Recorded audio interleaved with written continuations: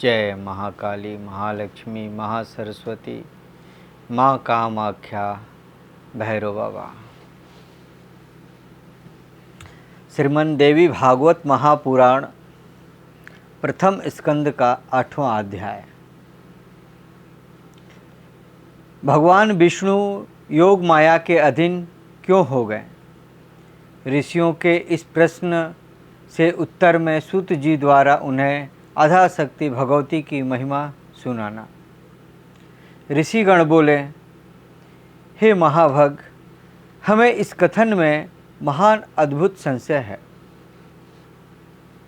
हे महामते, वेदों, शास्त्रों, पुराणों तथा बुद्धिमान लोगों की सदा से यह अवधारणा रही है कि ब्रह्मा, विष्णु तथा शंभो ये तीनों देवता सनातन हैं और इस ब्रह्मांड में इनसे बढ़कर अन्य कोई नहीं है।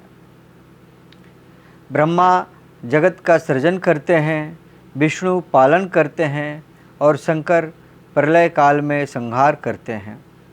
ये तीनों ही इसमें कारण हैं। ब्रह्मा, विष्णु और महेश ये तीनों देवता एक ही मूर्ति के 3 स्वरूप हैं। ये लोग क्रमशः रज, सत्व और तम गुणों से युक्त होकर अपना अपना कार्य करते हैं। उन तीनों में माधव, पुरुषोत्तम, आदिदेव, जगन्नाथ, श्रीहरि श्रेष्ठ हैं और वे सभी कार्य संपादित करने में समर्थ हैं। अनुपम तेज वाले विष्णु से बढ़कर सर्वप्रथम अन्य कोई भी नहीं है। उस जगतपति विष्णु को योग माया ने विवश करके भला कैसे सुला दिया?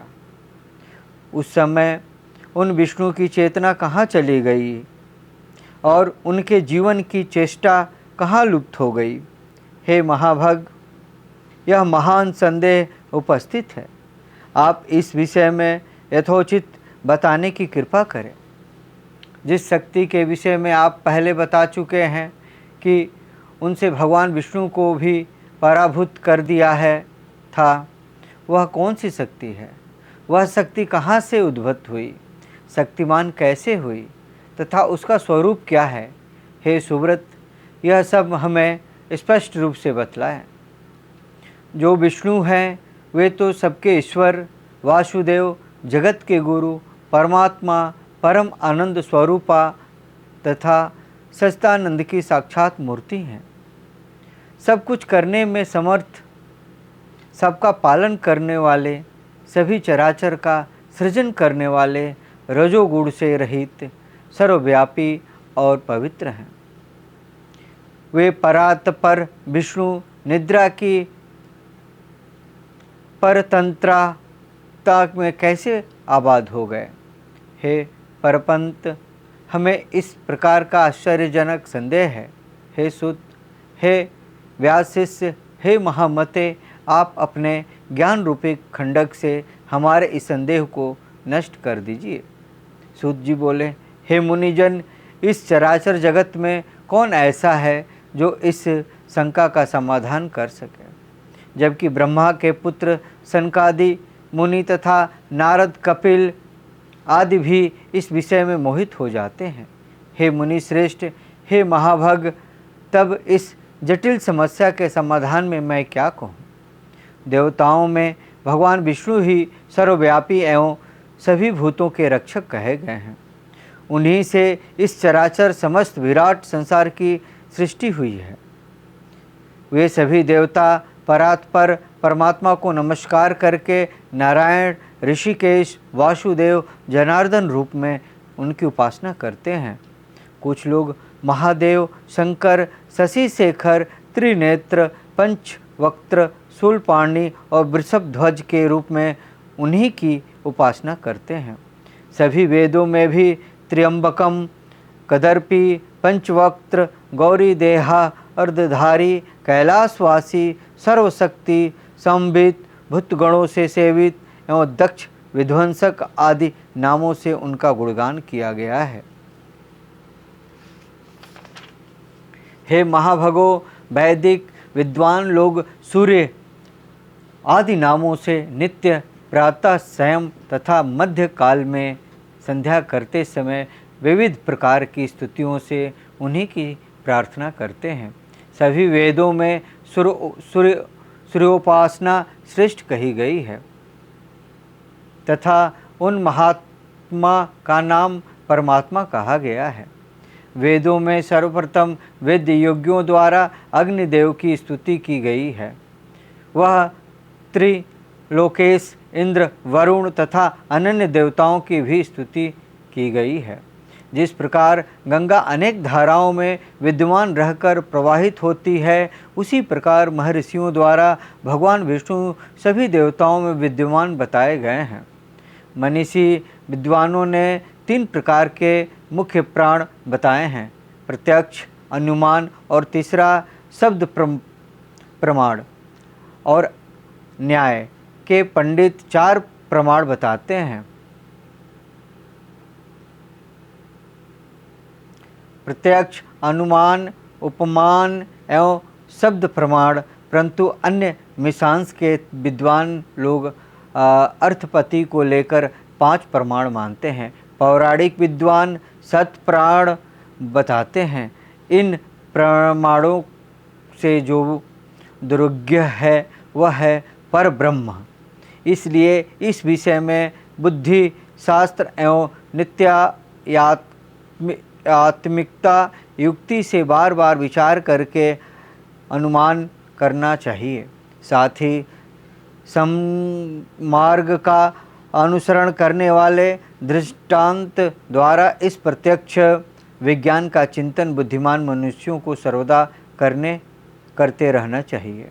प्रायः सभी पुराण तथा विद्वान ऐसा कहते हैं कि ब्रह्मा में सृष्टि करने की शक्ति, विष्णु में पालन करने की शक्ति और शिव में संहार करने की शक्ति, सूर्य में प्रकाश करने की शक्ति तथा शेष और कश्यप में पृथ्वी को धारण करने की शक्ति संभवतः विद्यमान रहती है।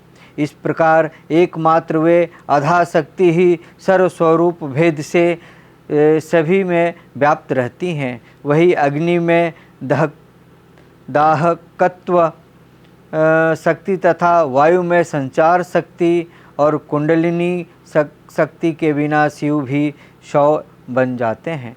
विद्वान लोग शक्तिहीन जीव को निर्जीव एवं असमर्थ कहते हैं। अतएव हे मुनिजनों, ब्रह्मा से लेकर तृण पर्यंत सभी पदार्थ इस संसार में शक्ति के बिना सर्वथा है, क्योंकि स्थावरम जंगम सभी जीवों में वह शक्ति ही काम करती है।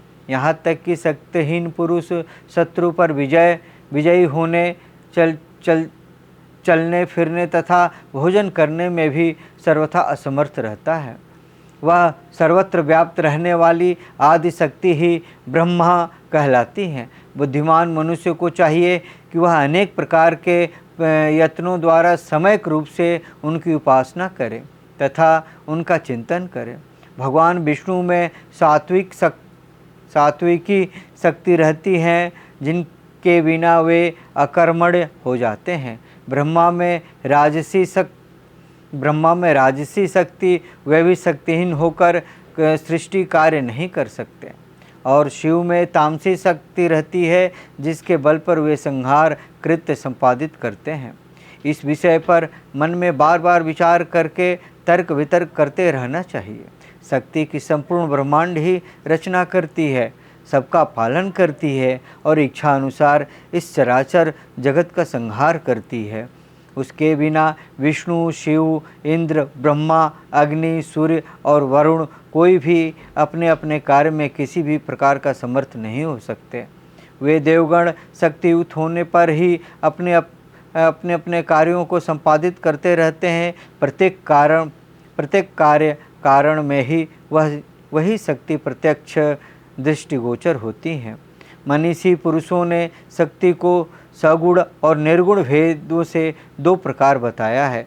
सगुण शक्ति की उपासना आसक्त जनों की, निर्गुण शक्ति को उपासना अनासक्त जनों की करनी चाहिए।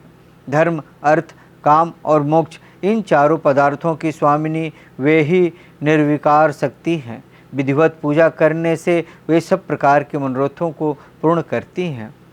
सदा माया से घिरी हुई अज्ञानी लोग उस महाशक्ति को जान नहीं पाते। यहाँ तक कि कुछ विद्वान पुरुष उन्हें जानते हुए भी दूसरों को भ्रम में डालते हैं। कुछ मंदबुद्धि पंडित अपने उदर की पूर्ति के लिए कली से प्रेरित होकर अनेक प्रकार के पाखंड करते हैं।